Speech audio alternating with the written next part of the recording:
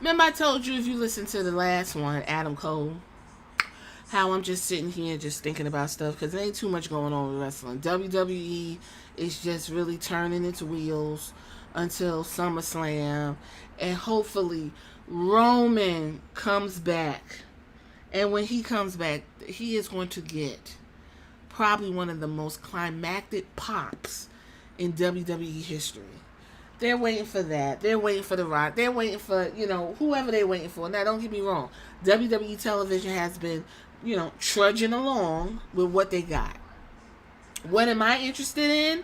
I could say I'm interested in Nia Jax, Queen Nia, and I see Tiffany Stratton walk by Nia like, girl, you could be the queen, I could be the princess. I like that they're actually going to lean into that because Tiffany said that her and Nia has been becoming very, very close outside of the ring, almost like Nia is a mentor to her.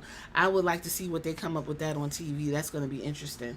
What's another storyline on WWE? I guess Dom and Rhea Ripley, but Dom, Rhea Ripley, and Liv Morgan in that little so-called triangle. I guess I'm not really. Liv Morgan is just always just, I don't know, something's off about her. I don't know what it is, and it's not because she smoked pot or whatever. It's just, her character is just so whiny and it's just, I don't know. What other storyline? I'm waiting for Otis to fucking fuck up Chad Gable. Hopefully he signs again, I guess. I don't know. Yeah, it's just like trudging along. I love my girls, the tag team champions, Jade and Bianca. They're going to keep working that out. Jade is getting better every time. I love that WWE. If one thing they do, they throw your ass in the water and you better tread.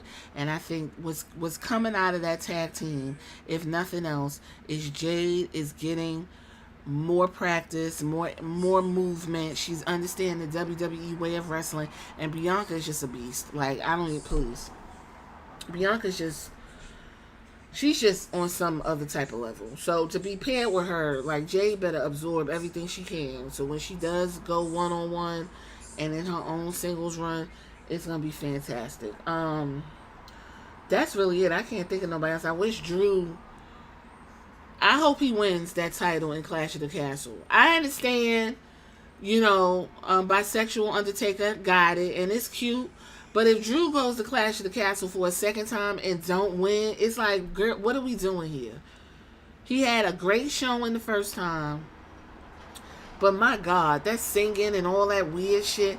Let that man get that belt and then have them run after him. Y'all could do something else. But let him win that belt. It's just an imperative. Especially since you rounding up all the Scottish people that you could find in WWE and sending them out there so they could get their shine in front of their, they hometown and they people. And that's cute and I get it. Whatever.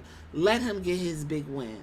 And that way, when he does start, fighting with CM Punk, it'll be even more of a relish moment. Because he's carrying this whole CM Punk feud while CM Punk is on the shelf. That's really it. Now, Mercedes Moné, I'm gonna be honest with y'all, she's not giving me nothing. She's not giving me nothing, and I'm sad about that. I'm really sad about that.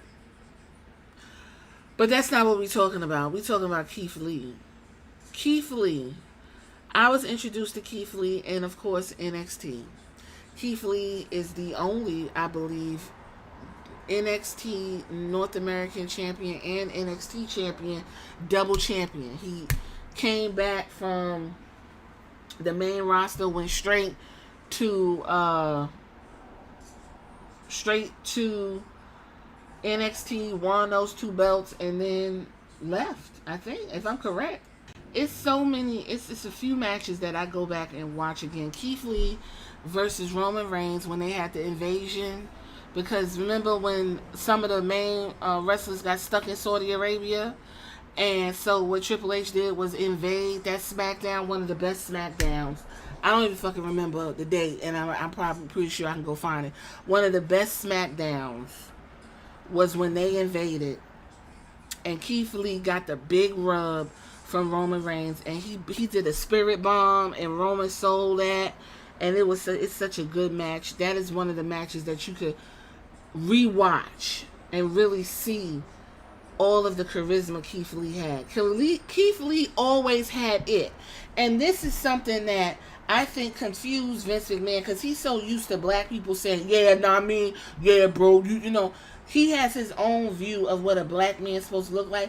But Keith Lee came up in there, and he has a profound language. He talks like he's gonna do a Shakespearean, play. Very articulate. Bask in his glory was a very good character work.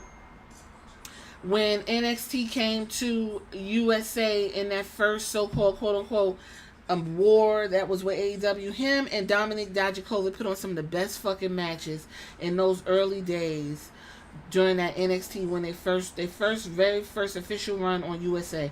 Go back and watch some of the matches.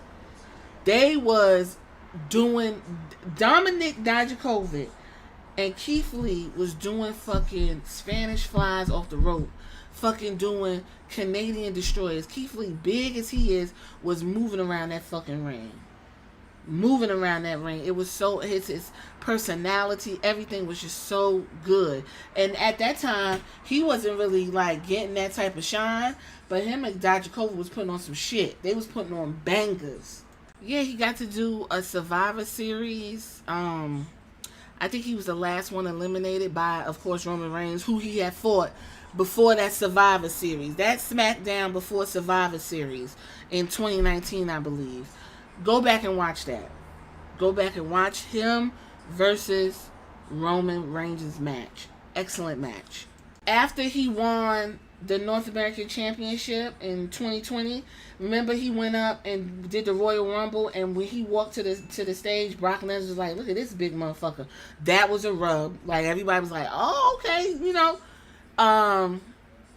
he was in them NXTs. NXT takeovers are legendary. I don't even care. NXT takeovers was so much better than the actual main pay-per-view on the main roster. I think that was one of the reasons why Vince was like, when I get my hands on that motherfucking NXT, I'm going to destroy it from the inside out.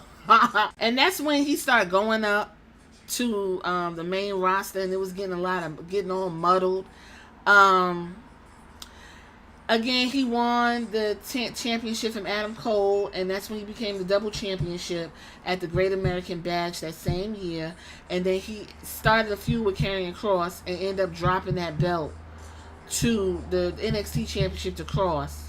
And that was his final match, and that was in 2022. No, August 22nd of 20. Okay? Then he went to SummerSlam, and the worst thing happened was, two things happened. He came out, called himself Bearcat. Everybody was like trying to make sense of this. Talking about, because the wrestler from the Royal... It was nonsense. And it was another issue of big black dude gotta be roaring. His basking his glory shit was fine. But Vince McMahon had a problem with his body. He didn't like he was big or whatever the case may be. And then what I think really wrecked Keith Lee was COVID. We was in the COVID era. Keith Lee ended up contracting COVID. He was out for 5 months. He had an issue with his heart. I remember he had the heart inflammation, which is a side effect of COVID. The membrane around your heart swells. And it's like, he's been having difficulty ever since. His heart was damaged. I believe wholeheartedly that COVID bout, his heart was damaged. And I remember his now wife, at the time they was engaged, Mia Yim, wasn't on TV because she had to take care of her husband. All these things culminated. It just wasn't working, and he was released that year in 2021, I believe, or 2022. Then he went to AEW. And ever since then, it's just been a complete bust. It's just been a fail. High hopes for Keith Lee. He came in. Everybody was like, yeah, he gonna go there. He gonna make a change. He gonna do it. Didn't do nothing, child. At one point, he was a warlock. Like, I know I'm not crazy. I turned in and Keith Lee had on a cape and he had like all his beard was white and he was a warlock, and I was just like, oh my god, maybe y'all could tell me what he did there that was pivotal. But he was supposed to have a match, I guess, against Strickland at some point, but he was pulled and had an injury, did some surgeries, and he's been out since. I haven't seen Keith Lee since.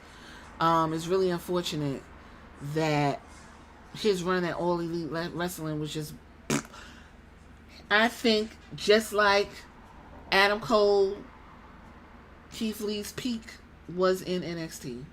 That was it. He's not going to ever get that level of greatness, I guess, for lack of a better word, again. And he's definitely not going to get it in AEW. Y'all tell me what y'all think. Do y'all think Keith Lee peaked in AEW? And was it the COVID that really just put a real damper on his health overall, to where he's just in a delicate position that he probably is never going to have that type of stamina able to move around like he would want to? Or do you think he just hasn't hit a hot spot in AEW and he still got time to recover? Y'all tell me what you think if you made it this far.